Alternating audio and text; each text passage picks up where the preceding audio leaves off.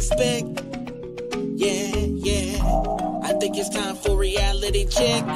Yeah, reality check. Gotta get you back on cold. Reality check. For the young and the old. Reality check. Yeah, yeah, to heal your soul. Reality check. Get ready for the show.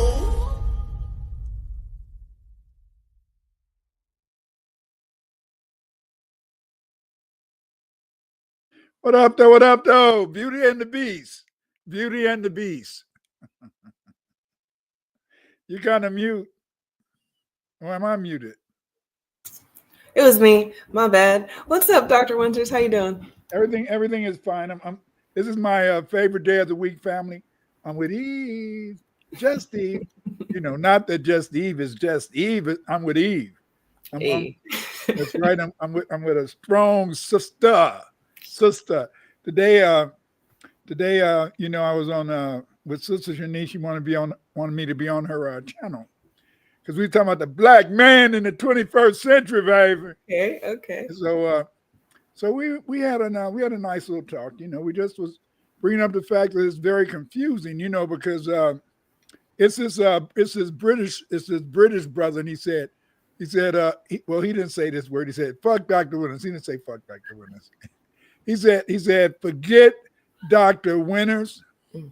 I'm going to get me a white girl because for the last 10, 15, 20 years, he was British, Said for the last 10, 15, 20 years, white women have been taking care of us.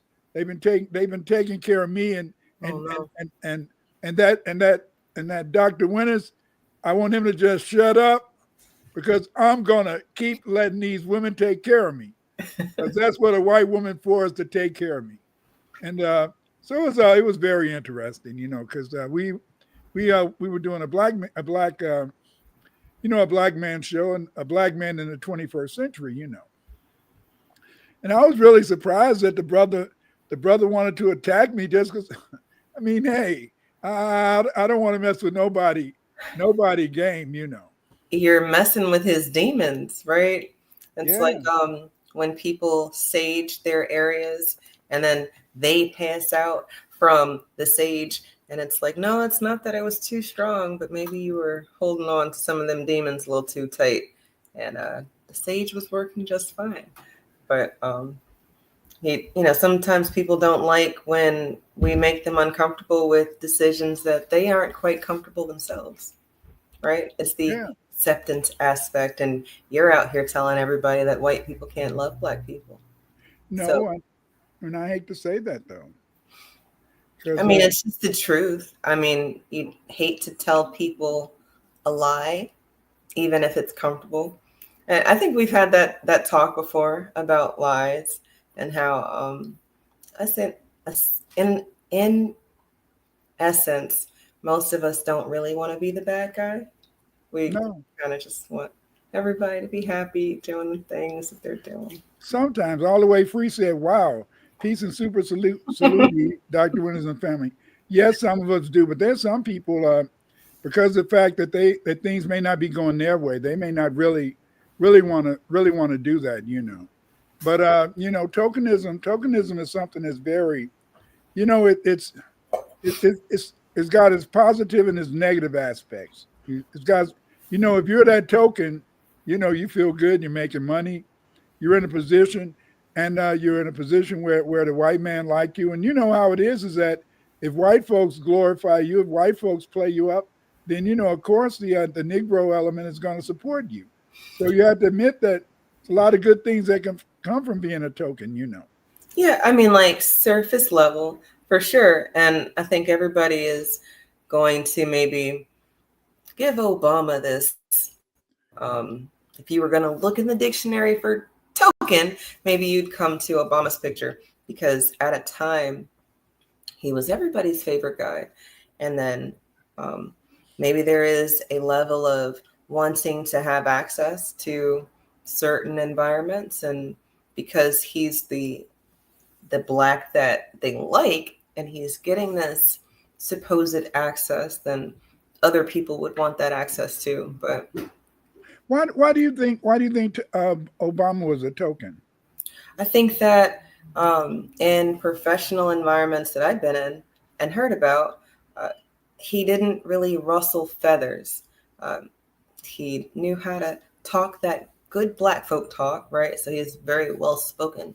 And then supposedly and seemingly, he's a brother, right? He's singing Al Green and Marvin Gaye, and he's got swag appeal. He's not ugly. He's got a black family. It's just this, oh yeah, if this is a good wholesome picture, this is almost Bill Cosby. But then get a little messy again, because real life Bill Cosby isn't the dad from the Cosby Show, right? So it's like levels of acceptance, because did they really like Bill? No, because if they did, he wouldn't have been getting in trouble for who he, had all this free sex with. But did they like him enough to keep things in check? Of course, and especially if you're keeping the niggas in check. So Obama winning the presidency 2 times, I think, would be why I'm giving him this glorified epitome of a token, at least that everybody can kind of picture. I'm sure that there are others that maybe even are easier to identify, but yeah, the biggest token got to be the president for 8 years, and it didn't really do us any good as much as it did some surface level good. People got to say, hey, you little black boy, you little black girl, when you grow up, you can be president. And they really meant it, because, wow, now we have this melanated figure in the office. So it's an easy jump versus back in. I had been teaching at Governor State for 11 years, and then Obama got elected, and mostly all my students had basically been white. But when Obama got elected, I used to start seeing these white women in the back of my class, and if stairs could kill, and so eventually my contract wasn't renewed at Governor State. And I'm going to always believe that my contract wasn't renewed because of Obama. I would agree with that, though, and I think that it's different. It's different because the token, I don't know if it's a co-ed term. Once you start talking tokenism, it starts getting into the confused of the melanated people, right? And from there, well, you've got fresh off the boat confused people. You've got some homegrown confused people. You've got different shades and variation of confusion amongst melanated people in America. But it seemed like that when Obama became president, he made a lot of, they got used to having black professors, black teachers, and all those good things, white folks. But when Obama became president, when he became the Lord of the land, it looked like it made a lot of white folks just say, I don't want no niggers telling me what to do. And I think that as a result, any black person was in a position of power over white folks, especially white women. I think they wanted it removed. Because see, a lot of times people want to believe that white women are the most sympathetic for black. No, white women are the most terrible. They're the most evilest. They're the most incorrigible people when it comes to black people or black men achieving success. That's one, and so then when Obama came in, Obama made a lot of white folks feel, hey, who the hell? Why should I have to be listening to these black folks? What and it wasn't, in a sense. A lot of people, they want to say, oh, Obama, not Obama. Trump, he brought in the racist element. Trump, when he gets in, he's going to be so negative. When Trump get in, it's going to make the racists feel that they have the free. No, in the races, right? But no, it was It was with Obama. Obama, because with Obama, they said, I don't give a damn. I do not want these black folk telling me what to do. I do not want these black folks being in a position to be able to to to dominate anything. I want all black folk put in their place.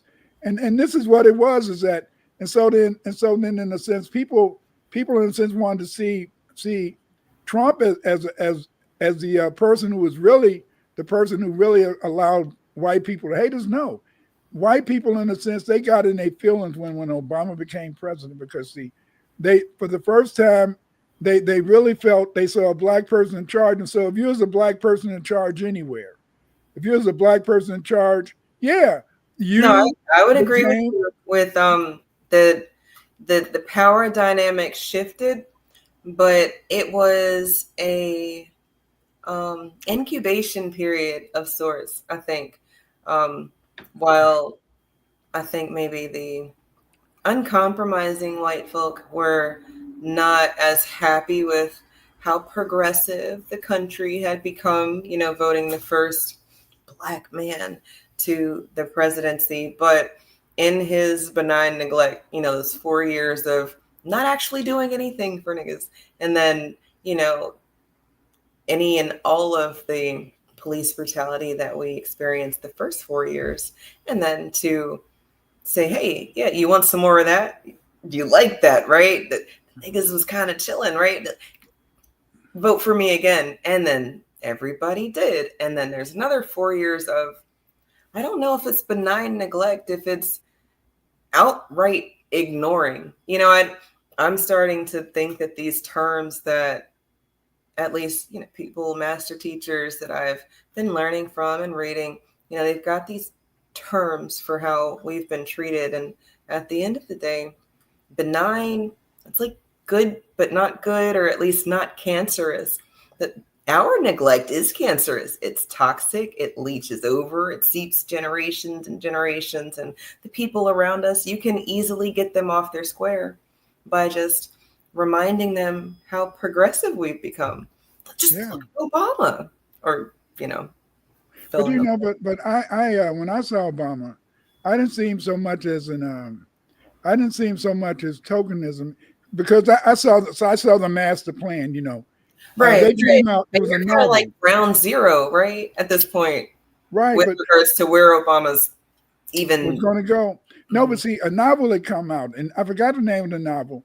And then the novel was a black man who came to Chicago, and then he became the president of the United States. And so what happened is that I'll never forget when Clinton ran for president. When Clinton ran for president, she said, I'm going to be, and she didn't get to be president. She said, I'm going to be president, and I'm going to be president because of black people. And the people in California said, you're a damn lie. You will never be president. And what they did, and what they did is that all of a sudden out of nowhere, they said it was a black community organizer in Chicago. Obama never organized any damn thing in Chicago except maybe a dog fight, or he didn't organize anything in Chicago. And yet they said it was this organizer that was in Chicago, and he's going to get things started. And then because Clinton said, I'm going to be president, and that guy in California said, no, you're not. And so then they brought Obama on the scene. Obama came out of nowhere. For the first time in history, they made Oprah in a sense supported a candidate for president. She never supported a candidate for president. She supported Obama. So Obama came in. Remember Obama won the Peace Prize, the Nobel Peace Prize, because they thought he was FBA, and right. And because they thought he was FBA, then in a sense they put him in there. But they didn't understand. Now, I'm not going to say they. I'm going to say we didn't understand, because my wife, she wouldn't vote. My wife, she said, I'm not voting for him. And then I'll say, come on, baby, we got to go vote. She said, I'm not voting for him. He's no good. Yeah. She said, he's no good. And I said, but it's the black man. We got to go vote. She said, I'm not voting.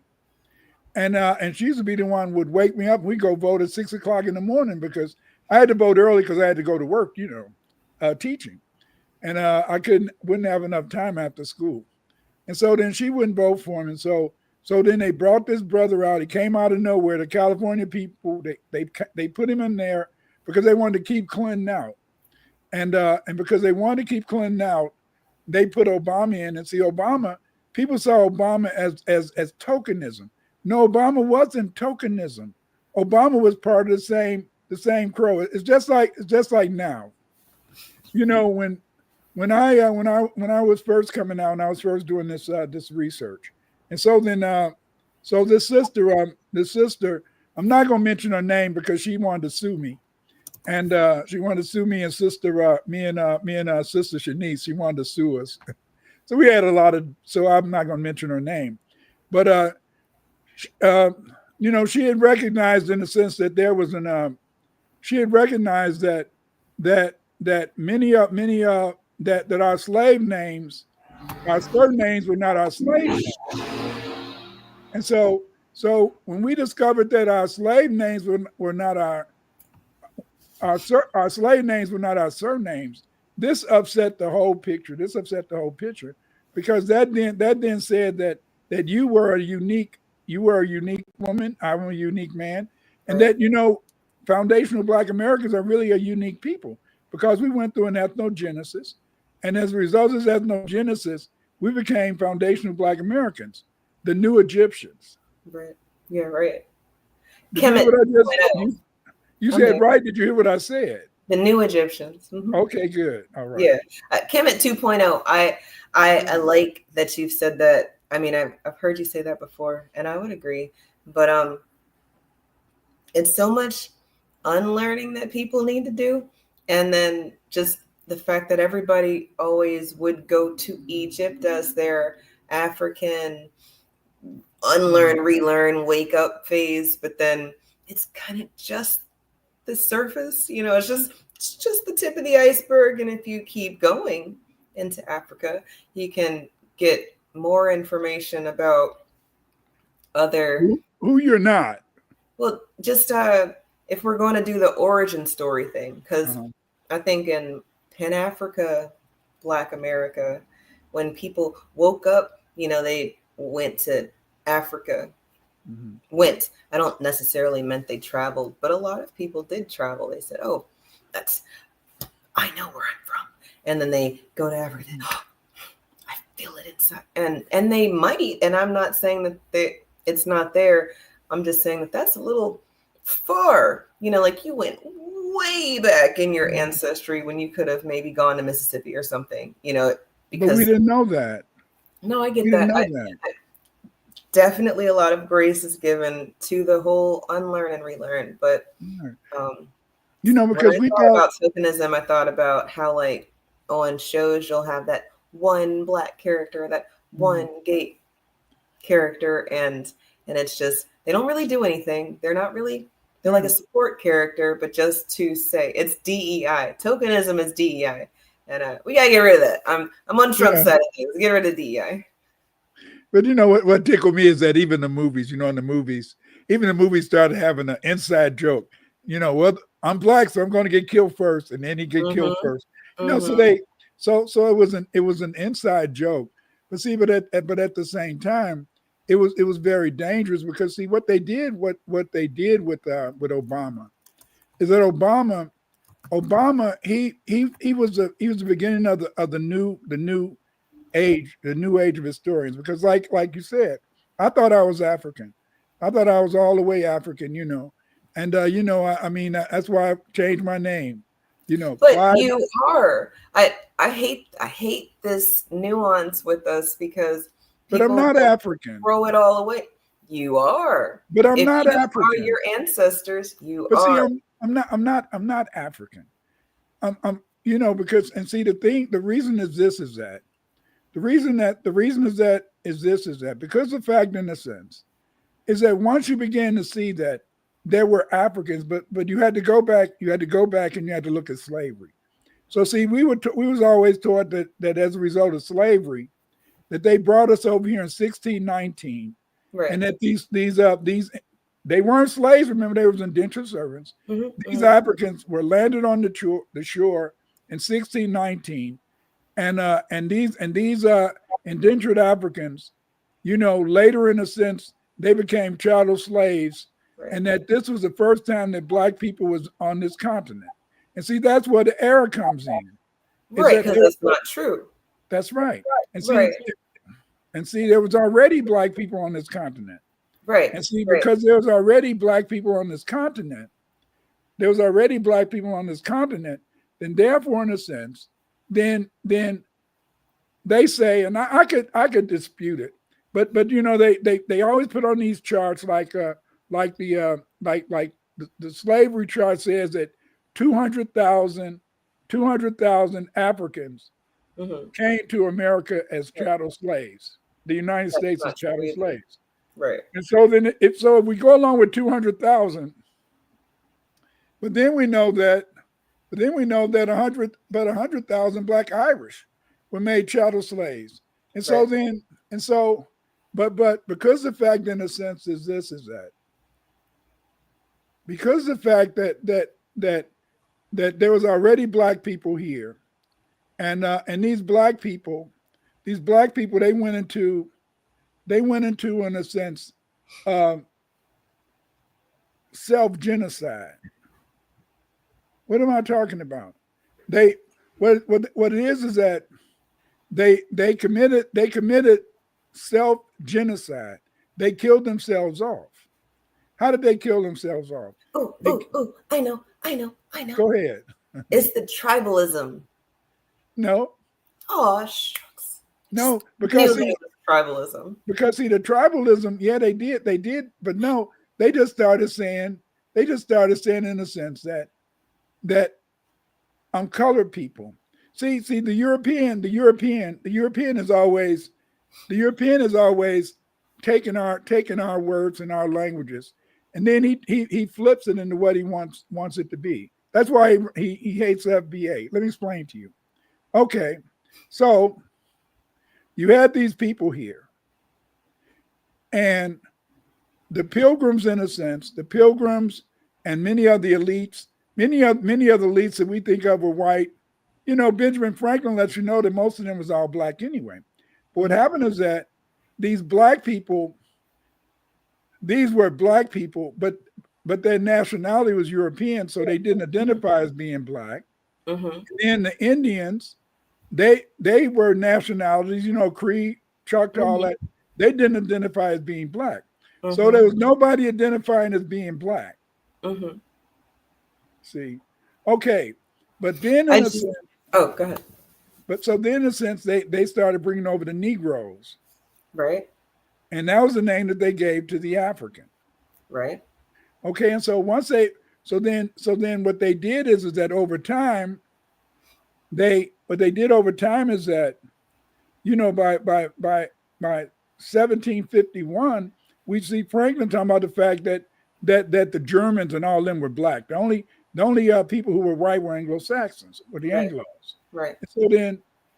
And so what you have is that then you say, well, if they were black, phenotypically, but they didn't identify as being black. So what is black? You see? Yeah. And so then this is where you run into this thing where today nobody wants to be African, nobody wants to be black, because nobody wants to be African and nobody wants to be black, because see, if you're black, then you was a slave, and then if you were a slave, then you were an inferior being. I feel you. I just all that maybe my brain writes in shorthand. All of the different tribes of native blacks not coming together to ward off or fight off the invasion. That was some tribalism stuff. And then the Black Moors were going through some weird tribalism stuff when you've got Oliver Cromwell selling 100,000 Black Irish, so we're not the same, even though we're the same, but we're not the same. So y'all go over there, bye. And now, everybody but it's has to all be the Black. same.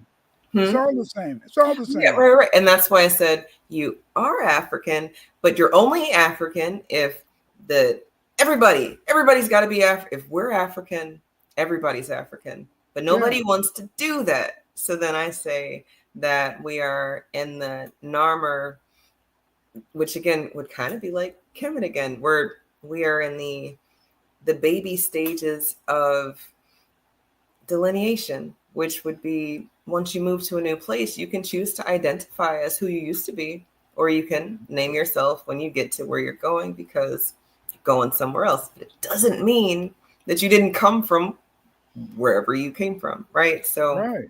And see, and so then what they did is that they created this term colored, but the colored was the term for the for Native Americans, Aboriginal people. But then what happened is that then they differentiate between the Aboriginal blacks and the Red Indians, and so then they put the Red Indians around the country to kind of take our place. You know what I'm saying?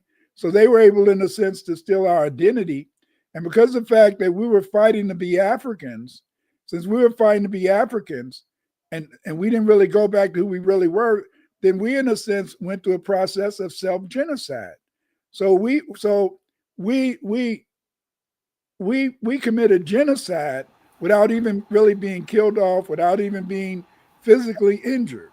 You see. But was it self-genocide as much as it was forced amalgamation? All right, so then this is maybe Hollywood playing tricks on me, right? They said you niggas was not allowed to read. We didn't teach you, or we didn't let you read. But then you say, hey, there's whole slaves, enslaved who were keeping the books. So it's not that. But okay, now you guys can read, but we're not going to teach it to you. But then you listen to Tariq and you learn about Tut. Or maybe you grew up and y'all had a secret language and you didn't know the origins were, this is like some family stuff, and it didn't quite get passed down to you as this is what we were learning to make sure that we didn't lose the language that we created or the language we've always been speaking. But they said, we didn't let you niggas talk to each other, and we made you be with other people who didn't speak the same thing as you. It's like, is that Hollywood or is that real life? That's Hollywood, because you remember they taught us three slave rebellions. Right. Nat Turner, Mark Vesey and Gabriel Prosser. Oh yeah, Prosser, Vase, and see, they teach us those three in a sense, slave rebellions. But those are the slave rebellions in which Black people lost. Absolutely. It was really 250. And so then they taught you about these three slave rebellions to make you feel that you're going to lose if you try to fight them, you see. Ah, yes. And so what happened is that so then you had these Black people. And so these Black people, these Black people who were Aboriginal people, they never wanted to identify as Black. Since they didn't want to identify as Black, even though they were Blacker than some of the people from Africa, because most of the early Africans came from belonged to the Mandi, Wolof, Fulani tribes. Those are kind of light-skinned people, And so then many times in a sense, the Aboriginals were darker than the Africans living on these lands. Yes, they were. And so, but they didn't see themselves as being Blacks, because the Blacks were the Negroes, and the Negroes, they were the enslaved people from Africa. But we know that the vast majority of slaves were basically, in a sense, the Black Irish and the Black Aboriginals, you see. And so they invented these lies, and they had to invent these lies, just like one of my I'm an advisor to this sister working on her PhD, and so what she was saying is that she, in her thesis, she's working on the fact that W.E. Du Bois said that we have a double consciousness, and the concept of the double consciousness. The concept of the double consciousness is that we're Black, but then we change our, we'll sometimes, in a sense, code switch. Okay. So the person I'm working with that's doing our dissertation, what she convinced me is that double consciousness is really, in a sense, is really that double consciousness is really disassociation. I would agree, in a very big way, and I find that a lot of people who code switch never really understood the significance of their own identity. And then that's why everybody can, not everybody, but a lot of people can turn a blind eye to Kamala's chameleon activities, right? So she gets in front of Spanish people and she starts having a little Spanish, is how you say, it's like, wait a minute, bitch. You know good and damn well how to speak. And we've never heard this accent from you before, but she's trying so hard to show that she's with everybody and so able to amalgamate or assimilate. I'm not sure which one of those words it is, but I can go along and get along. I can get along with the group. Look at how well I can fit in.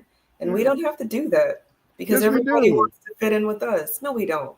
Yes, we do. Back in the day, we did it all the time. Back in the day, you're around the house talking like this, and then when you get around wife, well, goes be I'm serious. I know. It's funny. I grew up with these people from Mississippi.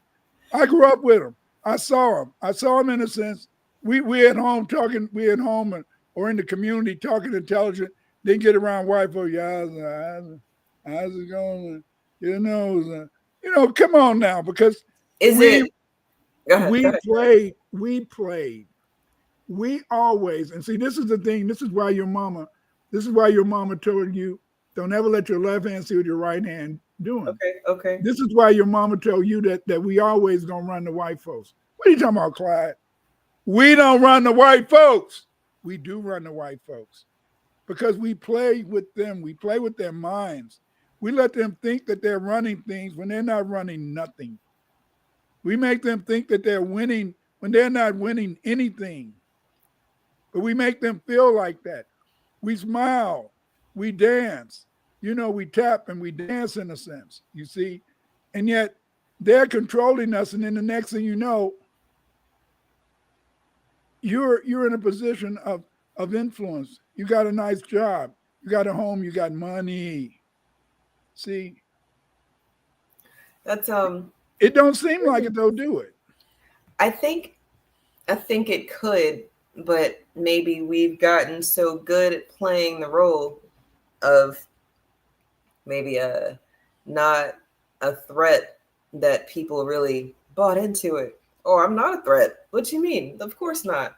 Yeah, I'm more intelligent than I'm giving off, but that has nothing to do with you. I'm not coming for you, and maybe they're not. Maybe they really are out here just going to work, going home. They're not a threat. They're just trying to be a good, productive citizen. But we are good, productive citizens, but we always found the good white folks. And when we found the good white man, the good white woman, then they would, in a sense, feel safe. I used to hear my grandmother talking about, not my grandmother, I said my wife, mother, sometimes talking about her brother. Her brother used to get into a lot of trouble, and so then she said it was people down south. She says people down south that if a black person got in trouble, they could make the white people. I don't know how the hell they did this. They could make the white people, instead of the white people seeing the black man, they would think they was looking at a newspaper. This is some deep shit. This is some deep stuff. And so then that's how they was able, and then because my mother-in-law, her brother had killed his wife, because his wife was cheating on him, and she started laughing, and so he blew her head off, and so then they hid him for a little while, because when the white people came to get him, the white people thought that they were looking right at him, but they thought they was looking at a newspaper. And so then he was able to escape, but then eventually he turned himself in, went to jail, got out. but and so then, but the point is, what I'm saying is this is that's why in a way, like you always hit the read talking about we got to go back to the mojo and go back to the root doctors, all that. Well, they have some really good powers. The only reason I don't believe in that is that my mother, my grandmother, they put a hex on her, Mm. Yeah, because I mean, her husband, my grandfather, Clyde Winters, I mean, hey, I don't have the gray eyes, but they just had those gray eyes, and you know what? Gray eyes, light skin, and so then that was just it, and so women just fell for them, and so they put something under the floor, and my grandmother, she had to always have a colostomy bag, Mm. Because of the fact is that they poison it. The way they get you is get you to eat something, maybe put something in your food. That's why even today, I don't eat anybody else's food hardly.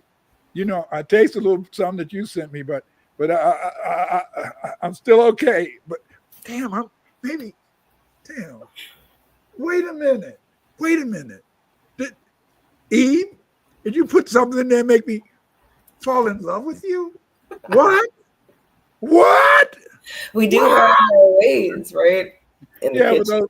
So pancakes. But again, so then I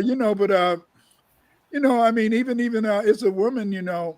One of my sons, his wife, I'm not going to name him. I believe his wife fixed him, to make him marry her. Because, yeah, I do. I believe his wife fixed him so that he would marry her. Because he would. Okay, let's say if he was your boyfriend. If he was your boyfriend and you had friends, he would screw all of them. Oh. And that that's just the way. That's just he was born in September, and Virgo. Virgos are kind of, they say Virgos are kind of horse, not the women so much. But so my father was a Virgo, my wife's father was a Virgo, and this particular son is a Virgo, and so we love him to death, but so does everybody, it seems, right? No, it's just that the women just want to be free-hearted with him and stuff like that. So I don't know. See, that's the whole problem. That's the whole problem, Eve, is you're trying to live a life, and you want to live a sanctified life. Yet while you want to live a sanctified life, you still live in a world, you see. And so then we look at tokenism. And so we've been convinced, we were convinced, at least growing up, I always felt that tokenism was negative. Mm-hmm. I always thought that if you allowed yourself to be a token, or people used you as a token, then therefore in a sense, what would happen is that then you had to be negative because you had to be a sellout. Right. So are we not saying that's what it is? But tokenism in our case was not always a sellout. You see, okay, they may have made your uncle a token. Okay. And so then your uncle was a token working at General Motors.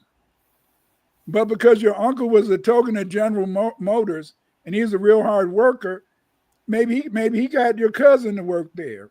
Mm-hmm. Maybe he got his friend to work there. And then before you know it, then it says, even though it was tokenism, before you knew it, instead of it just being one black person working in the company, you had 30, 40, maybe 50. Hey, when the tokens used to work, you could put it in the machine, play the game. Right. and so it's the same thing. And so then tokenism was a way, in a sense, was a way that black people progressively became a force in this country, you see? Because remember, you had a dichotomy. You had the fact that after slavery, we were the skilled class. Right. So then they did everything to make sure that our carpenters, lawyers, our carpenters and all that they couldn't make money after a while. And so then by the time it got to my generation, we didn't know about being a carpenter because we couldn't go to carpentry school. And right. growing up in the city. And so then, but a lot of those black people back in the day, even women, I know my wife's auntie built a house for her mother. So I mean, y'all, I don't have nothing to say about you black women. Y'all some geniuses and shit. I leave y'all alone because yes, because see, as a black woman, you're able in a sense to draw on the ancestors. You're able in a sense to pull from them knowledge and use that knowledge to make things possible. Yeah, like my one of my wife's auntie, she built a house for her mother and all that type of issue. That is cool. Because, and you know, and my wife, like my son, my oldest son, his wife is she's a super plumber, everything. She came and did plumbing work in my house. I mean, save me some money. But and she's very pretty too. So I said, damn.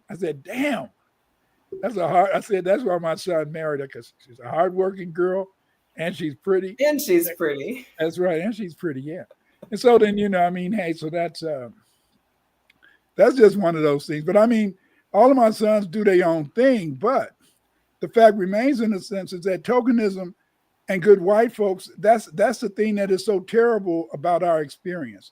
Is that you want to say, hey, keep those white folks out of here and keep the white folks down, but a lot of times you need them. It was something you wanted to show. What was that?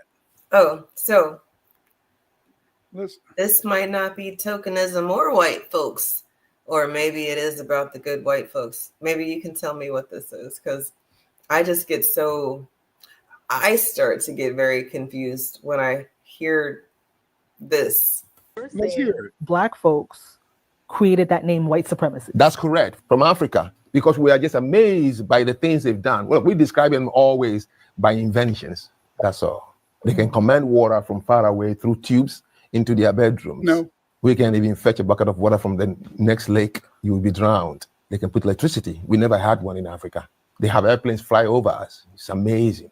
Everything they've done is the reason my people say these people are superior, not because of slavery. They came to colonize us and they brought things we have never seen before. They gave a king a mirror and he was dancing and sold his people away. They brought guns we have never seen, boom, and killed somebody right away. You know what they used to do in the Congo? Right. They put dynamite in the rocks and then they hide the switch. And then when they point their finger, it go boom. And the Congolese till today, they call the white man kiboom, the sound of the dynamite. I mean, I don't know if you need to hear more of them, but just that's not true. Congolese people don't call white people kaboom. Or is that true, Dr. Winters? I don't know about but see, the whole point is that's not why we don't call them white supremacists, because we think that they're so. We call them white supremacists because they call themselves white supremacists and they dominate the world. They're able, in a sense, it's not that we think they're the great inventors and all that type of mess, because over here we know that black people were the great inventors. We're the ones that invented everything over here, you know. But I'm so confused with this.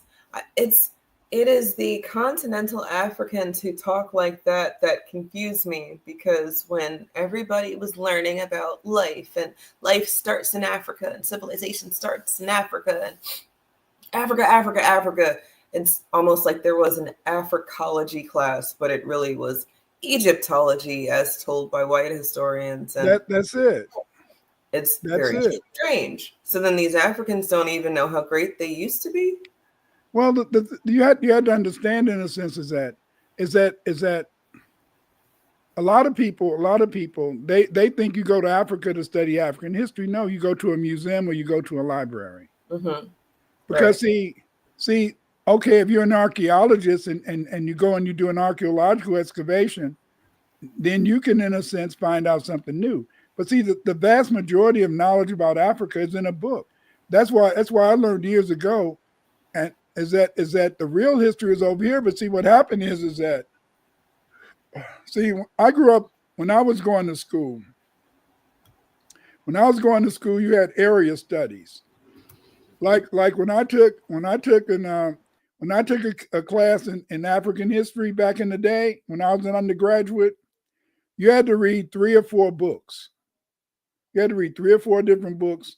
And often, in a sense, you had to read articles that was in German and French. And so I was lucky because I studied French in high school. So I was able, in a sense, to read the French articles. But see, today when you take a college course, they only have one book, and that one book, in a sense, is the textbook for that class. In the old days, you never had a college class with just one book. Yeah, that's crazy. Yeah. I don't think I've ever had a college class with just one book. I had the textbook, the teacher wrote a damn book.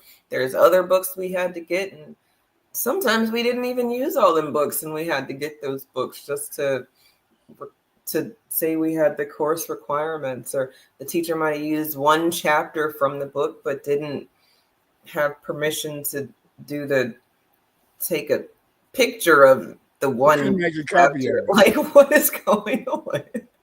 Yeah, but then later it started just being one book, because I know when I was working on my master's degree, my first master's and all that, I had to read a lot of books, but then later they usually just had that one textbook.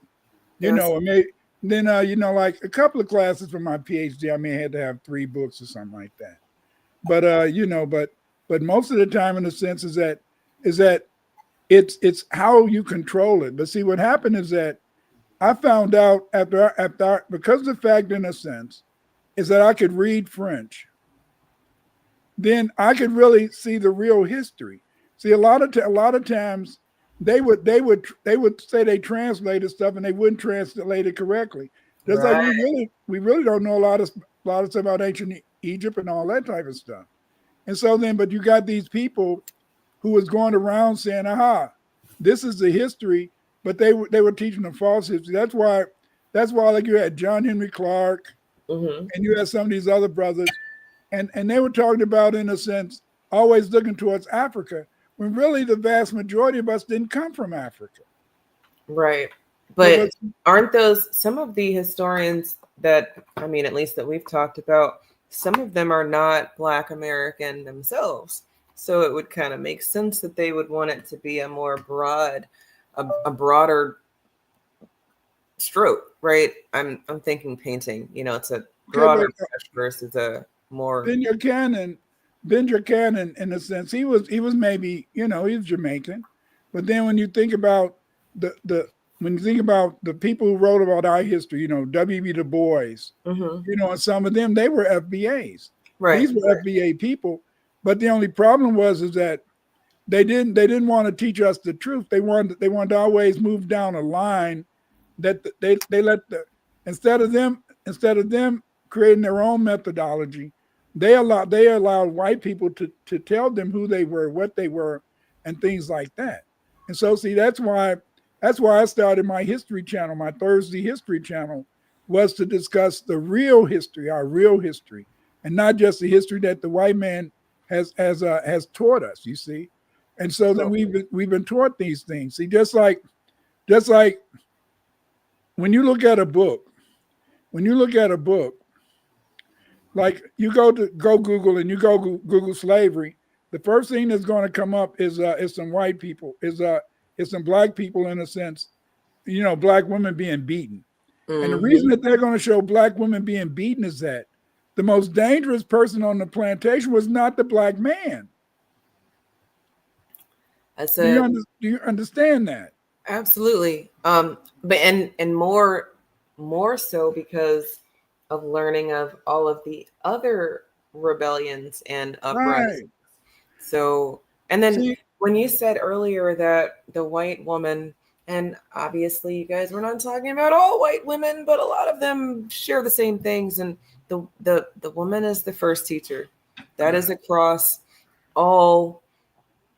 Well, maybe not like a seahorse. I think they have the man seahorse. The male seahorse has the babies. So maybe not seahorses, but every other creature on the damn planet learns first from its mom. And a lot of this hatred that you see came from her. Now, she might have changed her ways later, at least the optics of her hate. Maybe you don't see it seething. Maybe you don't hear her calling someone a hard N-word to their face, but then at the dinner table she's talking about it, or they're learning codification from her.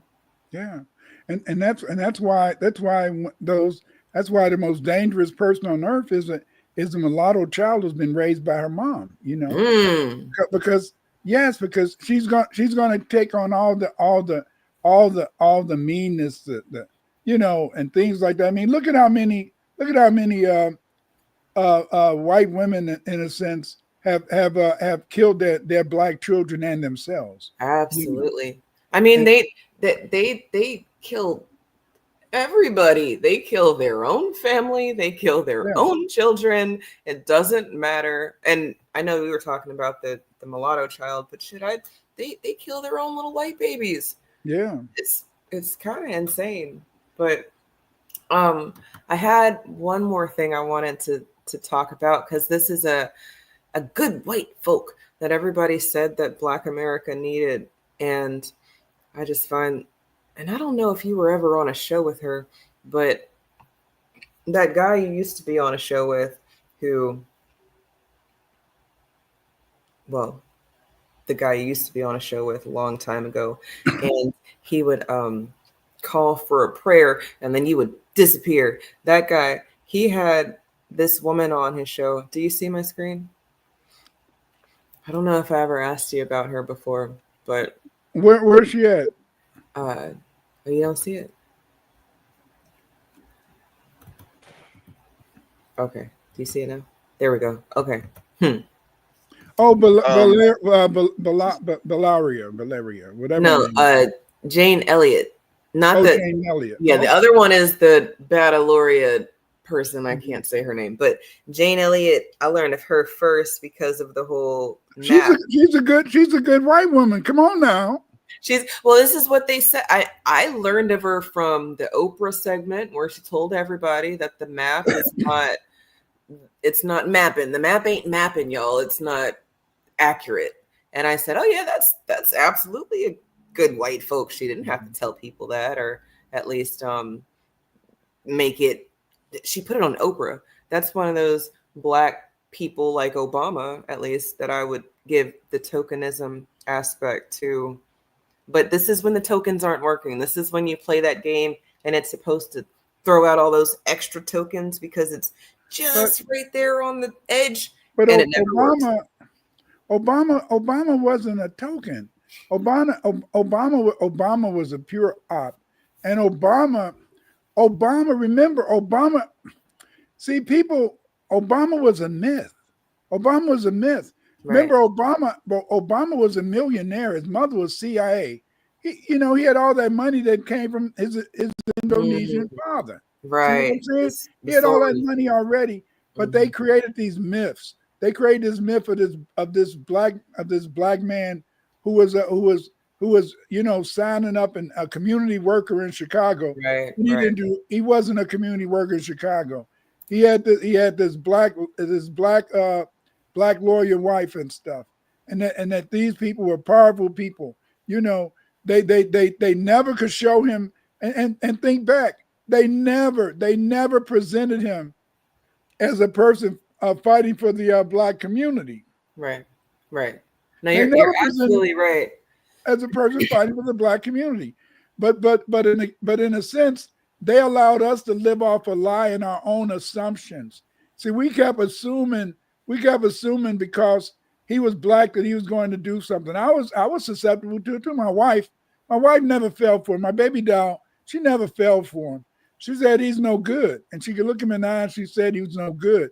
But see, the whole point is that they were building up.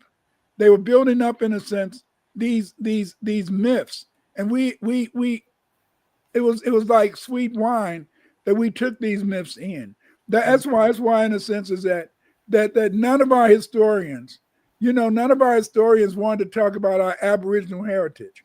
What they did is that they just made that, in a sense, they made it like it disappeared. They got this commercial, and then they say, if you want to get rid of this much garbage, just point it and it'll disappear.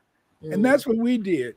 We, in a sense, we bought into the African thing, because the fact, in a sense, is that we wanted to go along to get along. You see, because see, the name colored people had nothing to do with slaves, or And so then a lot of times back in the day, they kept saying, okay, the colored freemen. See, the colored people, that was the name for the Indians. The Aboriginals were the colored people. Then later, in a sense, after slavery, we had the freemen, and that identified, in a sense, the former chattel slaves, you see. But then eventually, in a sense, that's why when you really think back to it, you had these people that were described as being black, but they didn't see themselves as black. Mm-hmm. You see, oh, those are the native people. Those are, they were nationalities. And so then we moved from nationalities down to, in a sense, to this whole idea of the Negro or the colored people or the colored man. And so, see, a lot of times, in the sense is that whatever we did, and that's the beauty today. That is the beauty, today of calling yourself a foundational Black American. This is the only term that the white man cannot find a way to co-opt. And he hates that term. He hates it because he can't co-opt it. He co-opted the colored, he co-opted the African American, he co-opted, in a sense, every other name we have. But when we named ourselves foundational Black Americans, this, in a sense, is something that he cannot deal with. How do we move away from that? Foundational. Okay, damn, that's okay. But no, you're not just foundational, but you Black. Wait a minute. How the hell can you be foundational and Black? And then you're American too. You see what I'm saying? Mm. It seems like it would be mumbo jumbo, but no, it is so explicit. It is so explicit. It is so simple that how do you configure it to use it to your advantage? See, and so that's why Europeans don't like that word. They'd rather we call ourselves colored, Afro-American, African-American, anything in a sense to disassociate us from the land. Because see, here's the whole problem that we have. We live in a country that's based upon the law. Mm-hmm. Based upon the law. Therefore, in a sense, is that because it's based upon the law, that means that if you can get the right lawyers and you fight long enough, you can just about get anything you want in this country. That's how we was able to get rid of Jim Crow. Okay. So you look at this. Because the fact that because your slave name may not be your slave name may not be your surname, what that means in a sense is that your ancestors may be owed a lot of money that was illegally stolen, by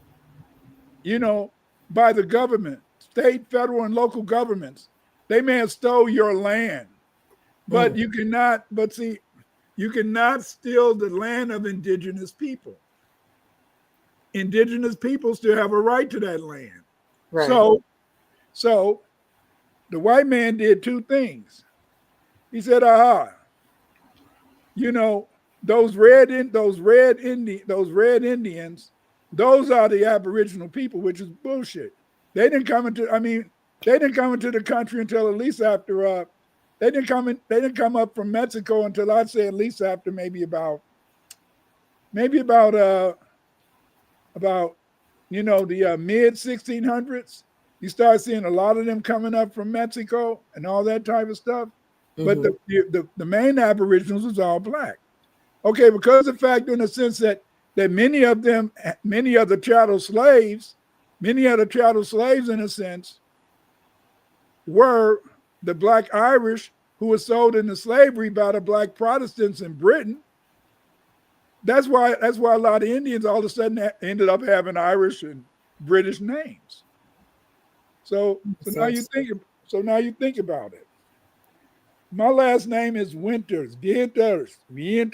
Okay. So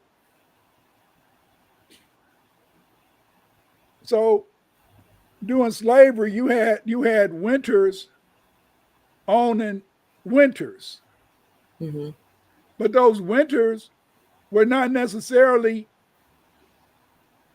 in a sense, people who had been there. They were their slaves, but they were their slaves because of the fact, in a sense, they just made them their slaves, but they didn't get their names from the Winters family. And so what that meant is that means that because of the fact that there's a lot of land out there that your family could own, you know what I'm saying? Then therefore they want you to always think about Africa, because while you're thinking about Africa, you'll never think about the fact that maybe it's people in North Carolina that owe you money. Because they took absolutely, because they've removed you from the land. I just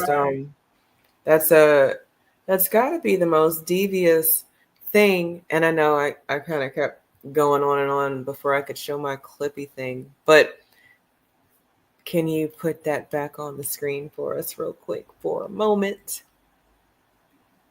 There we go. Here we go. Mr. Elliott, we know that white and black are not real in biology, and we also know that, of course, they exist as social forces and as a kind of racial contract. I wonder if you have any thoughts about reparations in this sense. We know in California, some of the folks who are saying, of course, the Supreme Court would not recognize race as a protected class that would allow people to get reparations based on their racial identity. That's their colorblind constitutionalism. We know that. But we also, so if lineage, if tracing back to enslavement would qualify people who were descended from people who were enslaved in the United States, if that were able to survive legal challenge, and I don't think it will because they'll use it as a proxy for race, but let's say it did, should white people proving black ancestry, which is a form, I guess, of embracing their black identity, right? Should white people proving black ancestry be eligible for reparations? If they're promised reparation, they'll go back and they'll choose that black ancestry immediately. That's all you have to do to mess the whole situation up, is tell white people that they have black ancestry and they are entitled to reparations. If you're gonna really mess yourself up if you do that. Think about that for a very long time before you do it. However, if you're going to give reparations to people who really deserve it, let's give it to the people who had this land before white folks came and stole it from them. Let's give reparations to the First Nations people who also came from Africa and were here long before slavery started, coming from Africa as being brought here by white people who didn't want to work, but brought people here to work, and so they wouldn't have to. Let's talk about reparations to the First Nations people, shall we? I think we shall, because it's kind of like what we've been talking about, our triamalgamated existence, but she's not talking about us. She wants to skip over us into a more recent ancestor, native ancestor. You know, it's so crazy how they can do that. And I think I think she knows better. I think she knows better, and I think she's expecting us to not have the numbers to do anything about it. See, but the whole point is this: is that's the whole thing. That's why they had to play the Africa game. That's why they had to play the Africa game, because if you're the Aboriginal people, then they owed you. But see, nobody did the only person who's done that research, I'm sad to say, is me. And I'm the only one who's done it, and because of the fact I'm the only one who done it, then therefore, in a sense, what you find is that these other people are going down the road. For example, I think his name is what is his name? Gary. That brother you show. What is his name? Carr. Okay, Carr from Howard University. Because of the fact that he's hooked up with Hunter. With Karen Hunter, and Karen Hunter has a lot of power. She has Sirius XM, and she's got him a show on Sirius XM. He's become, in a sense, and they also have narrative. So he's become a symbol. He's become a symbol of Black power. See, he's the symbol. So he's a token. He's a token, but he's a symbol of Black power. And the reason I'm sorry, there's negative tokens and positive tokens. Of course, there's negative and positive tokens. Okay. But what's happened is that because he's hooked up with Karen Hunter, she feels she's being Black power because she's hooked up with that brother, Right. But the point is this: is that this brother, in a sense, he's part of the old so-called Africology people. He's not Afrocentric. Right. Because Afrocentric people are like myself, who believe that Black people did every damn thing. Right. He's right. Africology in the sense that he believes that you have to make things to look as though it's African, you see. But because of the fact that Karen Hunter is hooked up with him, then now they're the new symbol of Black power in the country. Yes, they're the symbol of Black power. Yeah, you can do it all you wish, but because of the fact, and so then, but see, they're also hooked up with Roland Martin, and you know, come on now, you come on. See, I gave him his click. He got a click off of me a couple of times this week. What happened? No, just his Roland. He's not the only one, but a lot of these boule Democratic shills sound a lot like us now.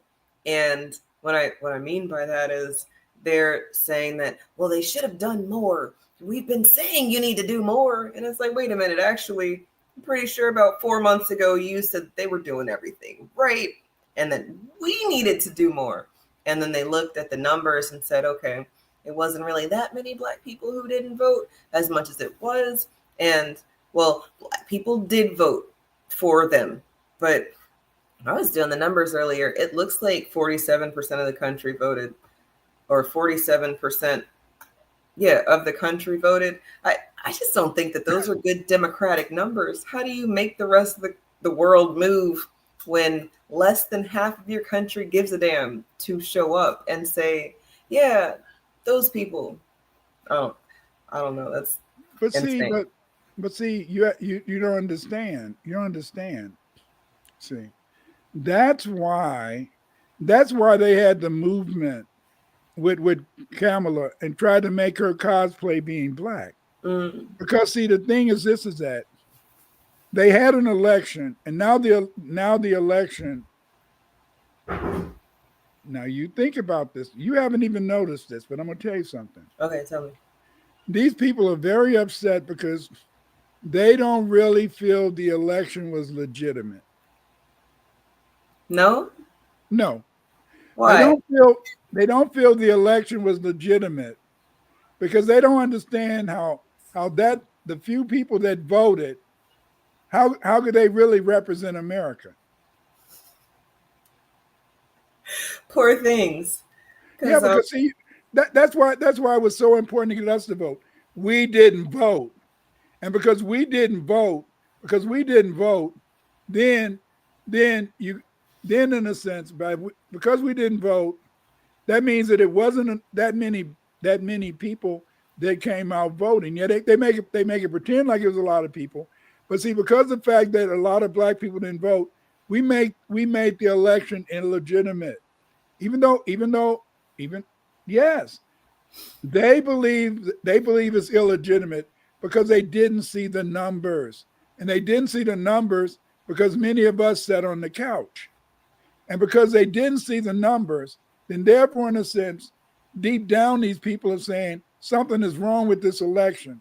And look at you. I know you've seen some of those people who are screaming, and they say Kamala didn't win, blah, blah, blah. It's not that Kamala didn't win. It's just they don't feel it was a real election because we didn't really increase the numbers and make it look like it was popping. And because we didn't make it popping, then therefore, in a sense, intuitively, see, sometimes things can be happening that are beyond your control. And so intuitively, they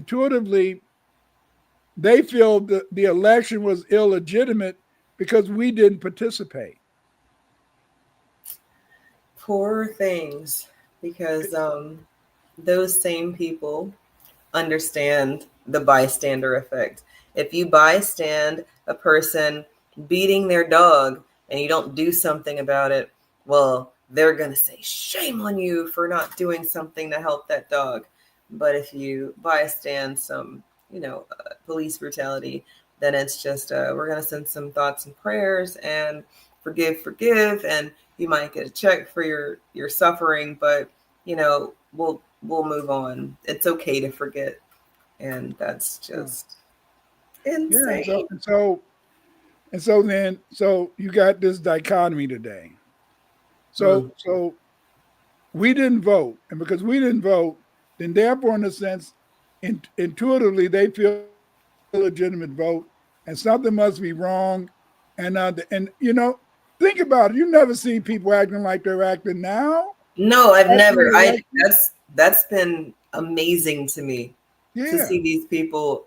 I I blame the experiments of 2020 with the fact that people talk too much now, especially about things that maybe back in the day you would have just wrote in your diary. I mean, really secrets, straight secrets that you should not tell anybody. They're boom, camera on. So let me tell you how my mom fucked my kindergarten teacher today.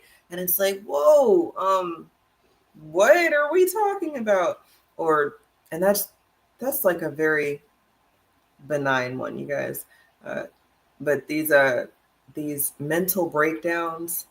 I saw one post where it was a psychiatrist seeking another psychiatrist because they can't understand what all is going on. They list their symptoms, the fact that they're unable to cope, that they understand things, but they don't get it. So if somebody, they'll pay $1,000 an hour, especially if you'll just sit and cry with them for an hour. They'll pay extra to just sit and cry with you. You're supposed to learn. See, it's two things. As a psychologist, I'm going to tell you what the hell you should do to make things better for yourself.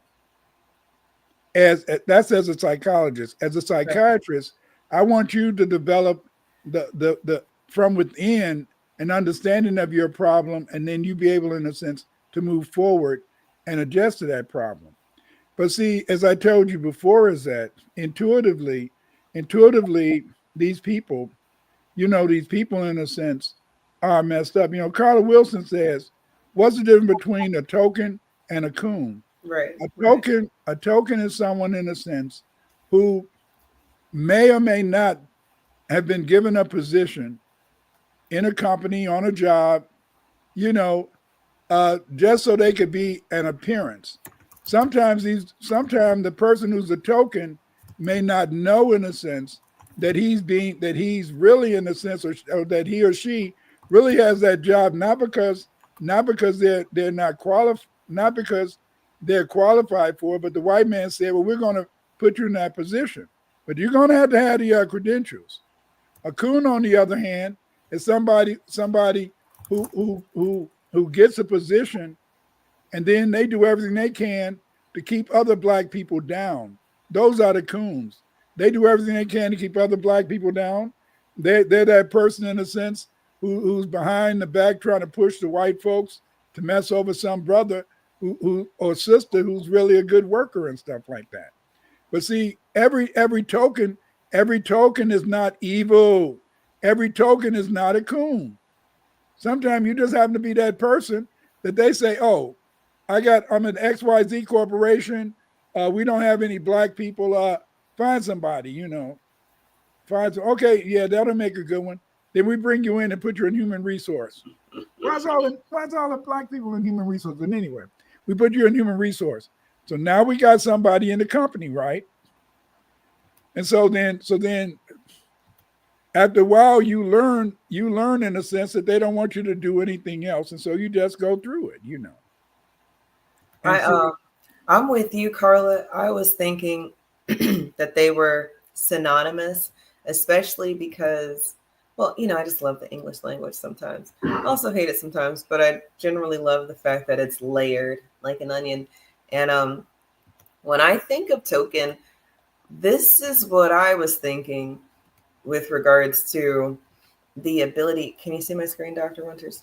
The ability to get something out of being a token. I don't know if y'all have ever played this game at the arcade before. We take the minis to the arcade from time to time. I like playing games. They have it at the casino too. Yeah, see, this game, you could have tokens just right there on the edge, and it's supposed to, all you need is to just put one in there, just one, and it's going to be enough to, have that, right? And that never happens. I've never won this game before, ever. I've spent lots of tokens on games like this, just thinking that token was going to be the one, and no, it didn't. But it's a casino game like that. But I've won money off of it. Let's But see. Well, then there you go. You got the good tokens. yeah, I got a good token. No, I don't know. Some people say because I'm old. Me and my wife, when we used to go to when me and my wife used to go to the casino, we say, why do all those old people always win the damn money? Shit. So I don't know. Maybe it's because I'm older now. But but the thing is this is that so token is complicated. It's very complicated because as I said, we always want to see a Tom here, a Tom there. But sometimes a person isn't a Tom. How you doing, Natty? Sometimes a person isn't a Tom, isn't a coon. It's just the fact that this is that they may be put in that position, but there's some people. I remember I had some people when I was going to when I was in high school and when we graduated, they said they would walk over their mama. They walk over their mama to get to get a good position. So those are those are your coons. At work. Yeah. So good it make you want to smack your mama, but then no, really, they was like, no, you give me a good job and I'll smack her. Like, yeah, that's what they were like, And but these people, in a sense, I didn't, I didn't see that I should try to interfere with them. But these were the type of people because see, I understood that just getting out of the ghetto, you're not used to any money, you're not used to that lifestyle. I mean, damn, so what if you had a wife? Forget her. I'd sell her out too. I had a couple of guys who I went to school with. They sold out their wives, anybody, just so they could get certain jobs. But that wasn't me. See, that wasn't me. See, I was Black Power. I never forget. I was looking at the news. And they were showing a list of Black Power people, and I was only 16, and I saw my name on CBS News on the list as being Black Power. I almost got to play at the University of Colorado, but then my coach said I was Black Power, so they didn't want to give me the scholarship after that. So see, I was always that black man. I was always that black man. But luckily, I had a good friend. I had a good friend. I had a wife who didn't mind. She loved me. She loved me, and because she loved me, then she didn't mind the things that we went through. So I let you have your babies, and you make sure you take care of my pretty ass, and we okay. Yeah, I got to keep you with your lipstick and your makeup. Yeah. You want that? Yeah, you got that dress. It's coming. It's coming. Might take me a while, but it's coming. It's coming. But the thing is, this is that. So again, we often see tokenism as something that can be negative, when tokenism is just this whole idea of trying to make it. I mean, let's go ahead and face it. I gotta face it. It was always that good white man or that good white woman who gave that black person an opportunity, and then sometimes that like my father, he used to work. He used to he say Irish people are the dirtiest motherfucker. I said, okay. And yet he'd always be with these Irish people who would always keep him working doing construction. You see? And so then, but the thing is, this is that. So you say, oh, we got this token Negro. It's just like today. Why is it that a lot of Spanish people are having a lot of jobs today? I'm going to tell you why. That Spanish man or that Spanish woman, Latino, they might go to a job and they're a good worker and a hard worker. And then the employers say, well, do you know anybody else who want a job? Yeah, and then their whole family's working there. Right. But nowadays, even though that's what my father and them did, I got to talk to them. My father and them, that's what my father and them did. But then my generation, a lot of people in my generation, when they got a good job, they said, oh, that nigga lazy. So they wouldn't recommend their brothers, cousins, uncles for jobs. And we don't recommend our brothers, cousins, uncles for jobs today. And that's why a lot of times, in a sense, we don't have as many job opportunities as maybe the Latinos. But then if we notice, after the Latinos been here for a while, then they don't want to help other Latinos. Now we see, and that's why today we see. They said, close the borders. Close the border, baby. I don't want no competition, Definitely not. That is crazy. I saw this story over the summer, and it's crazy we're talking about it now, but in Mississippi, this mom was fired from Burger King because she got her son a job, and her son in turn got his friends a job, and she's like showing them off on Facebook, like, hey, look at us doing the things, and Burger King fired all of them. Yeah. Like, well, damn. I thought that you liked that I knew hard workers and nobody stole anything. It wasn't that they were bad workers. It all seemed to stem around the fact that the mom was doing the nepotism thing, or the. But it's all right to be it's all right nepotism for white folks, because see, this is how they do the nepotism. I own company A. Eve, you own company B. So what I'll do is that Eve, you'll say, Clyde, my son, uncle, my son, grandson, whatever, he needs a job. Can you hire? Oh yeah, send him on down. We'll do the this yeah, thing instead of me hire this way, right? Yeah, so it's still nepotism, but it doesn't look like it because it doesn't look like it. Else. Absolutely. But see, with us, we don't have that. We don't have that. So if somebody get the, like, I remember my cousin, he's in Ghana now, and so what he did is that he got a good position in the security at the University of Illinois. And so then he was able to bring in all my other cousins. Everybody got jobs in security because he was in security. You see? I've had a situation like my first job. I can't lie. My first job was a nepotism situation, and I thought it was great. I had no clue that it was I was so green. Back in the day, I just thought that you were supposed to do the things that they said you're supposed to do. And you are. To catch me doing all these things, and I'm still essentially in poverty. I don't live the American dream. I can't just walk outside and do whatever I want to do. I have to pay for water. Don't get me started. But shit. But here's the beauty of it. Here's the beauty of it is that it's very difficult. It's very difficult for us to really truly live the American dream, because even though you may have a good job, sometimes your partner might not have a good job. Right. So and therefore you're trying to see, you're the woman. You're a woman. Therefore, since you're the woman, you're supposed to carry everybody on your back. Sure. I feel like every time, if we ever use me as a situation, it's never the situation to use. And I know that people say that about themselves.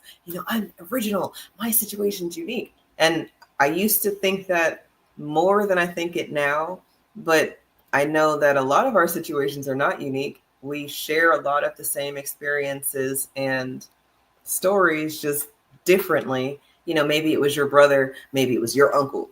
My brother and your uncle went through the same, so different generations too, but still the same. It's maybe weird. And maybe it's always a difference. It's always a little difference. It is, but then it's just like, do other people go through the same thing, or is it just us? And I don't know that other people go through the same things. It is just us. So, and that's the beauty of it. Yes. That's the beauty of it, is that we think it's just us and we don't know. You see, I remember. Go ahead. I'm sorry, I interrupted you. I just mean that essentially the woman carrying the black man that they want, they like that power dynamic shift, because it means that she's calling the shots. But is she really calling the shots, or is she?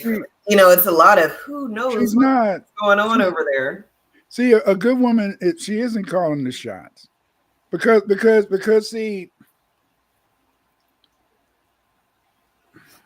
let me put it like this.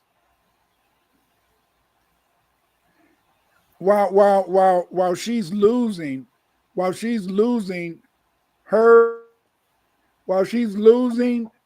part of her self-esteem, she's trying to build up her man to make him have the strength to fight further. Where she's suffering though. She's suffering. Why is she suffering? She's suffering because she has to, in a sense, pretend that she has to always smile and pretend and make it seem as though, oh, everything's gonna be okay. When inside she's saying, damn, this shit is falling all around me. It's all falling out. You're not saying that out loud. You're just smiling. Yeah, yeah. But deep down you said, the world is falling all around me. The world is burning, and I'm just gonna sit here. I don't know what to do, and there's my man sitting over there, and he's smiling, and he's eating up all the fucking damn greens and shit. And he didn't even save me any of the cornbread, and he's sopping it all up and playing with the kids. And I'm wondering, and I'm just here smiling when deep down I'm just saying, what the hell we gonna do, baby? What we gonna do? But I can't tell him that. I can't tell him that. If I tell him what we gonna do, then he's gonna get all upset. He might give up. So I'm just gonna keep smiling, and I'm gonna just, yeah, baby, everything's just okay. Yeah. And you're damn, and you're going crazy inside. But see, that's the whole part of it. And see, that's what it is that you want to be honest, but you can't all the way be honest. See that you're never totally honest. And why are you saying, Clyde, are you saying that in a negative? No, I'm saying you can never be totally honest, because a lot of times you're trying to save people's feelings, because you feel that if they really see the pressure if they really see the hurt that you're feeling, if they really see the pain that you're feeling, and then they'll start to give up, and then that'll make you give up. So then you got to, at least in a sense, pretend everything is okay, because in that way, in a sense, then he won't know. You're feeling fucked up. Shit. You're feeling messed up, and he don't even know it, because, yeah, baby. Yeah. That's a good woman. I hope that Black women are doing the things to encourage their man to do the things. It's got to be reciprocal, because if it's not, then she's looking at him like, not you went back and got more. I mean, I know it was good, but this is the food for the next 3 days. Yeah, why'd you go back again? Why'd you cut that big plug in the damn cake? I mean, you could have I was going to give you a slice. I would have gave you a manly slice.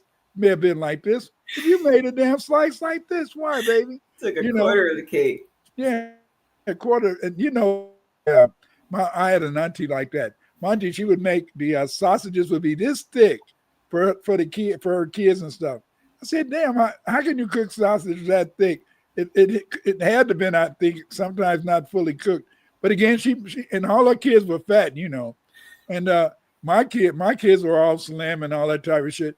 I remember one of my son's girlfriends said, "Damn, daggone, Mr. Winters, how'd you raise all these big strong boys and stuff in this little house and stuff?" And then one of my sons said, "We wasn't big like this then. We was little. Because as your kids get 18 or something, and they go to the military or something, right, or they go away to college. So then it's more room in that bedroom, in a sense.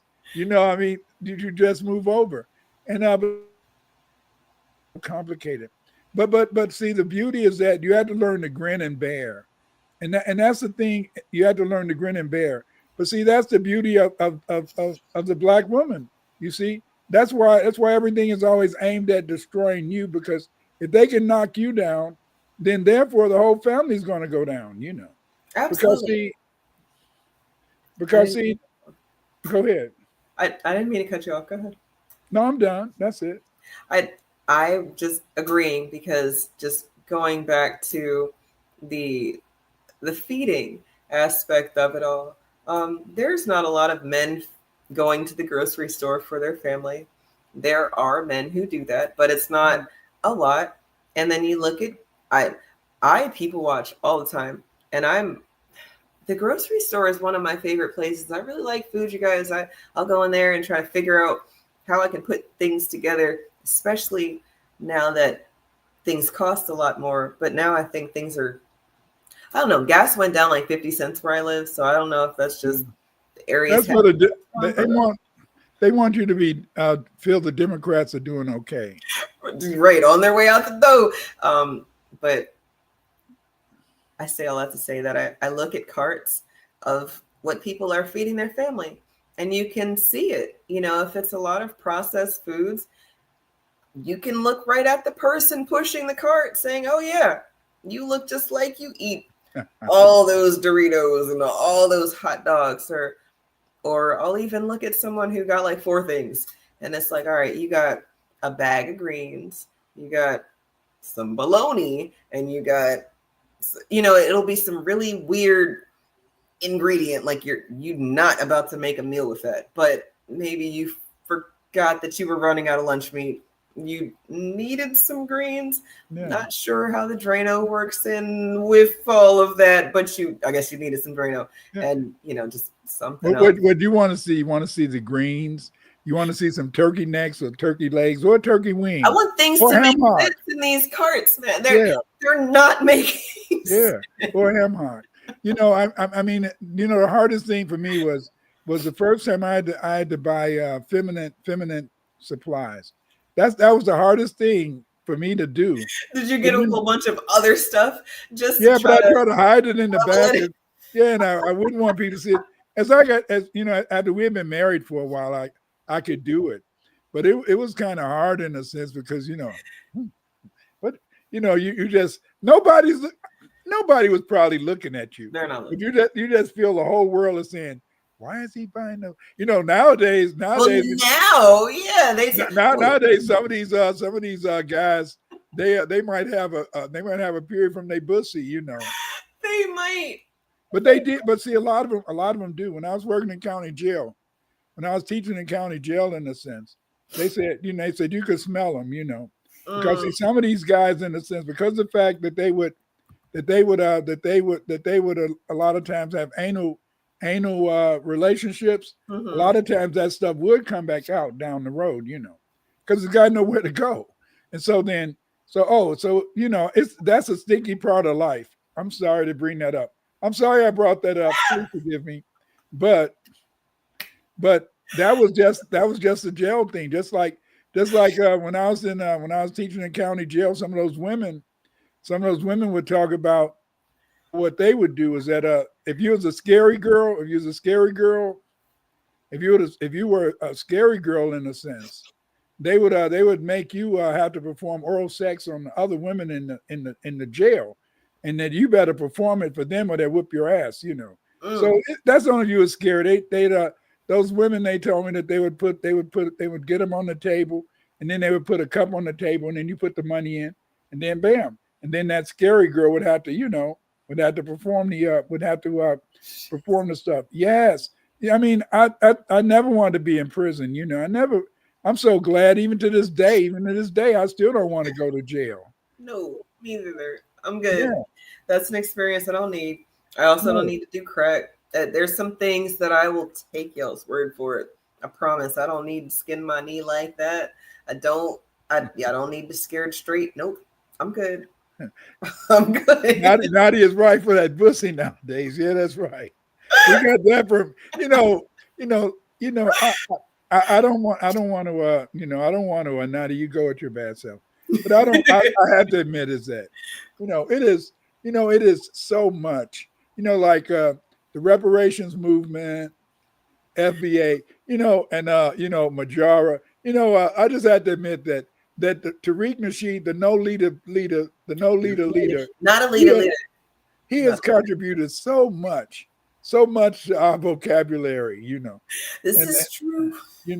And it's just amazing that this man has had that much influence, but he's not a leader, but a leader, no leader, but I mean, damn, but that's just it. I mean, he's the one who made the reparations movement really start popping continuously, because he's the one who had those first rallies, and then the sense had people really pushing for it. So again, but then he saves himself by saying, I'm not a leader, I'm not a leader. Not a leader. So the European, he can't really kill him, even though they may want to kill him, but they you kill him, then you're gonna definitely make him a martyr. math is clear about that. So, but they don't mind making you a martyr because it ends. They don't ever forget. Europeans don't mind making you a martyr, because once you become a martyr, it's over. You see, because then the movement climaxes. okay. Yeah. Makes sense. See, you can find another leader if it's an organization. For example, like Hamas, when they be fighting Hamas and all that, they keep going through that stuff, and it doesn't work out, Yeah. And then like here's something like this thing. Like Tariq got his reparations theme from Yvette and Antonio Brown for ADOS. Yeah, but the point is this: is that they started saying that ADOS was an organization, whereas Tariq said that Foundation of Black Americans were a lineage, Right. and so that made a difference. Because the point is this: is that if you go around trying to do anything that's racially, then they're going to be able to say no, you can't say that. It's against the 14th Amendment, which is bullshit. You see, I mean, that's why it is so sad. It is so sad, Eve, that we don't have a lawyer class but I mean, they need to make money too, Yes. But that we don't have a lawyer class. Two of my nieces, one of my nieces is a lawyer, so maybe I can get her to sue something. But she's in California. Hey, She's a good girl. That's an uphill battle right there. Yeah, she's a good girl. But the thing is this, though, is that what do you do? But see, this is the beauty of it. And so then we've always seen tokenism and good white folks as a two-edged sword. But it was through tokenism, that allowed us to be in the positions we are today. It was that white man who my grandma knew, who gave my uncle a job doing construction. And then it was my uncle who got the job through my auntie, who knew the white man who gave him the job of construction. They gave my father a job in construction. So you see what I'm talking about? Right. So tokenism is complicated. It is. I learned about the Pullman porters from Tariq. Just the ear hustling that happened. Everybody talks about the spook who sat by the door, but what about this token that we've been talking about that I never really, I don't know that I don't know if I'll give that title to them as much as it does kind of make sense, just because it's already got a negative connotation behind it. But to sit back and soak up all the game and then be able to pass it on, right? Because you were the one that was there. And then at some point in our story, people said, no, I want to be the buffer. I want to be the person who has this insider information, and then I get to be nepotistic. If you're not in my family specifically, you're not going to get this game. Right. And then all the niggas around me, oh yeah, it's too bad for you that you have to get it out of blood. It always turns like that. Like I was telling you how back in the day, how my father and other people got jobs because one black person would get a job and he'll go down and say Greenville. Where they came from, what, Green something, Mississippi. And so then all of a sudden all these people from Greenville, Mississippi is in Chicago working at the Ford Motor Company. But then my generation, they don't want to help anybody. They don't want to bring other people on the job, mainly because in a sense, a lot of us got jobs that we can't bring people on. A lot of us got jobs that we had to take a test. Mm-hmm. And because you had to take a test, it doesn't matter if you know somebody. You gotta. Right. This is the machine working. It's not. Right. It's not you. You didn't. The math didn't work out for you this time. Like one of my one of the students in my last research class, she talked about the fact that she's a very, very smart woman, but she was working for the Foreign Service, and she's talking about how a lot of the people in the Foreign Service, some of the black women who had just high school diplomas was making more than the college educated people in the Foreign Service, because they was able to get those low jobs and be able to move up and keep getting that money. Whereas in a sense, those black people with a degree, they couldn't hardly make it in the State Department. But that's purposeful because I remember when I was younger, I wanted to be an analyst, an African-centered analyst. But no, they didn't want to give me that job because I mean, hey, they certain jobs they felt white people should be the ones who should get those jobs. Right. Wasn't Snowden?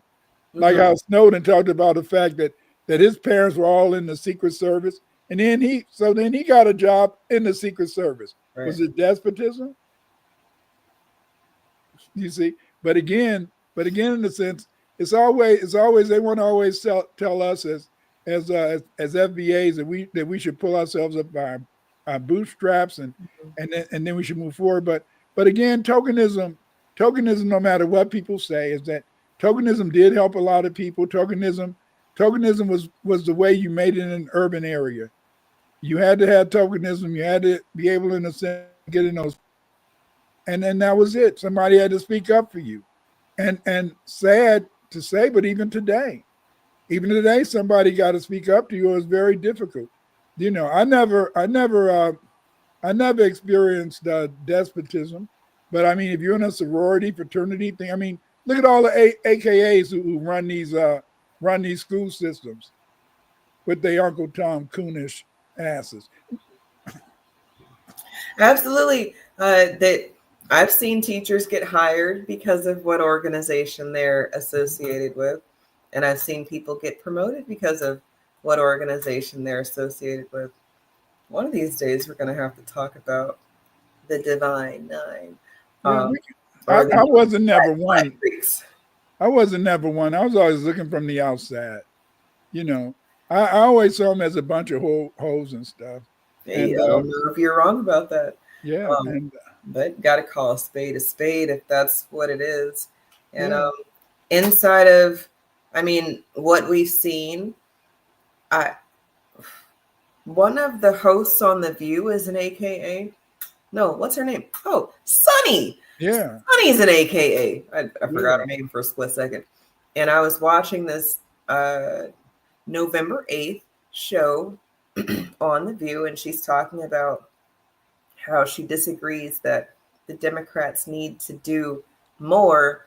It is the people that need to do more. And she was talking about how the American people are stupid. And it's just, y'all are stupid. You don't know what you're doing. Clearly, you just want this bad man. And Kamala ran an excellent campaign. I am confuddled that people are saying she ran an excellent campaign in the same breath that they say she spent $1 billion in less than a year. $1 billion in a matter of months, and she owes $20 million. There's no way that is a brilliantly run campaign. But just think about it. Just think about, they gave her that money to do that. What did they worse? That's even worse. What if they gave billions of dollars just to build up various communities or just help the people? We could have a better country, but no, that's not what it's all about. Because they gave that $1 billion, but they're getting that $1 billion back in tax returns or in credits. And so then, it's like they always say, they're always going to win. The big boys are always going to win. We live in an oligarchy. We do not live in a democracy. This is a place where money rules. And if you don't have the money, then you're in trouble, you see. But at the same time, that's what made tokenism so in a sense complicated. They taught you, in a sense, bad. And the reason they taught you that tokenism was bad is that they wanted you to be like, to do it. Yeah, they didn't want you to help each other, because then, in a sense, if you're helping each other, then you're going to, in a sense, be able to make money. Just like my daughter. My daughter years ago, she said when the 20s come, the 20s are going to be really messed up. So I was talking to her, was it today or yesterday? And she said, wow, these 20s are really messed up. I said, you're the one who said it's going to be messed up. You said this years ago. Oh, I did? Yes. I said, you said it's going to be messed up.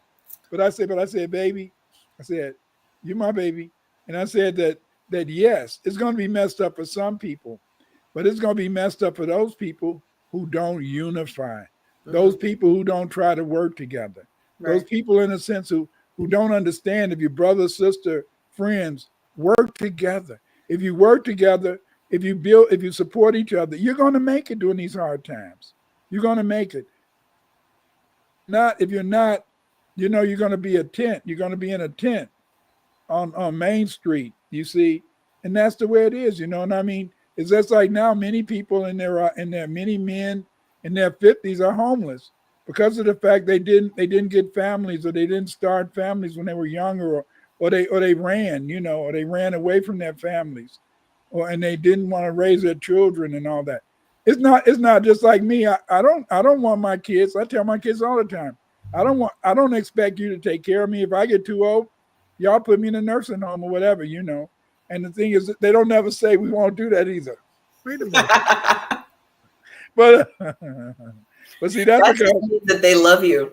That's like if they didn't fuck with you, they'd say yes, and you're gonna go here. See, I made a mistake. When my wife was asking for me to give her girls, I was getting boys. And see, boys, in a sense, they're going to follow whatever their wives do. Mm-hmm. Yeah, they girls fly the nest, and they're gone. Right. That's right. Once they find that woman, whoop, they're gone. Or those women, whoop, they're gone. And but the thing is, this is that it's really though understanding though that tokenism, family, is not negative. Tokenism can be negative in a sense, but at the same time, it's through tokenism that we were able, in a sense, to overcome.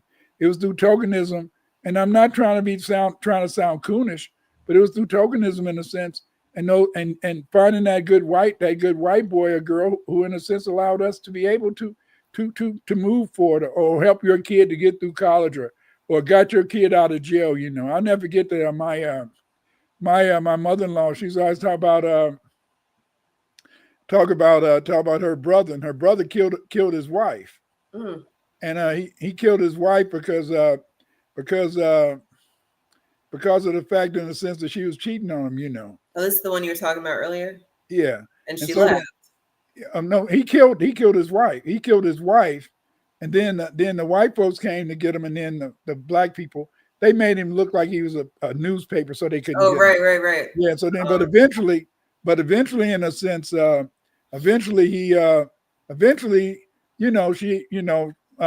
said, my mother-in-law said that her mother said many went to the good white folks, So my son killed somebody, so blah blah blah. They said, okay, we can't do nothing now, but we're gonna send him to jail and we'll get him out in a couple of years. So they went. So the white man came and got him, and then they got him out in a couple of years and set him up real nice. But see but see again, that was tokenism. Yeah. I'm not saying it's not right. Family, don't get me wrong, it's not right. But sometimes, in a sense, that's what allows certain people to be able to move up the ladder and be able to help other people. Yeah. And because a lot of times you can't do everything by yourself. That's why when somebody says that they made it to the top or whatever by themselves, most of the time they're lying. Somebody has to help them. Right. But again, did you want to make a final comment about tokenism before we end? Well, I hope to be a good token. I know that I'll never be that person to lie on my experience or the people that I've encountered, or the people that have even helped me. A lot of white people have helped me personally. I draw the line at, I'm your favorite Black person, or I'm the Black person that you like. That's where I start to have an issue with, the good white folk, because they will attach to you specifically, maybe your family, but then no, every other nigga on the planet. Like, I don't like them. I don't know them. Don't make them your enemy. Don't make them your enemy, though. They never forget. They never forget. I don't know that I've ever, I don't know. I mean, maybe I've had like one specific white person that just really didn't like me. And I told you that one person, they got kicked off campus housing for just being racist. And I had never experienced such a thing. I was talking with with my man the other day about how we perceive racism because of where we're from. I'm from the good white folk area, and he is from, well, there was curfew always. And I said, curfew? What is that? And it's like, no, you can't be in groups of 5. You can't be in groups of 3. What do you mean you can't? You and your friends can't go to the mall? No, because they are looking at us. But when you're from certain areas that maybe the colored folk got rowdy in groups and started to burn shit down or take over, maybe those white folk would be like, oh no, we've seen you niggas before and we know what to do about y'all. We need to nip this in the bud. And I think all of that matters when it comes to the token that you end up being, or the good white folk that you tell everybody that you vetted. You know, we have to take our own account for everybody. And then, like I said, I hope to be a good token. I've been in some places and been around some people, and I hope that for the people who need it and want it, that you've got access to it. And the people who don't want me to share, fuck y'all. And then, you know. But you are right. You know, but anyway, again, family, you know, tokenism, you have to look at it from the perspective that you see it, because nobody can say what tokenism is, how it can be progressive, but it's complicated. And I have to say this is that if it wouldn't have never existed, we would still be on the plantation, sharecropping, you know. And I'm glad I wasn't a sharecropper. Me too. Have a good evening, everybody. Good night.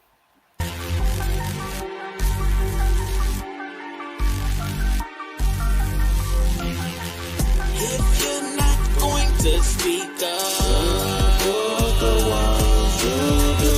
If you're not going to speak up, you're the ones who do. If you're not going to speak up, you're the ones who do. If you're not going to speak up, you're the ones who do. Vampires, they prey on your fears and stay away. Vampires, they prey on your fears, control your atmosphere. Don't let them take your energy. Don't let them take control your atmosphere. Distraction away from me.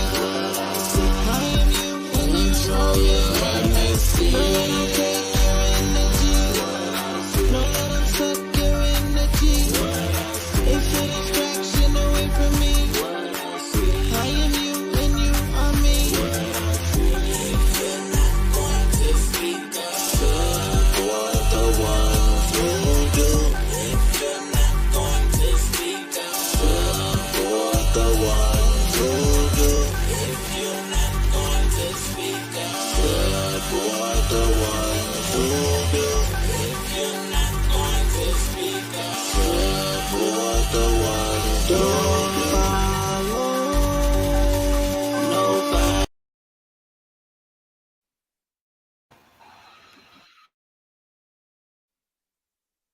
The only thing that can save you is be one, be one, be one. To fight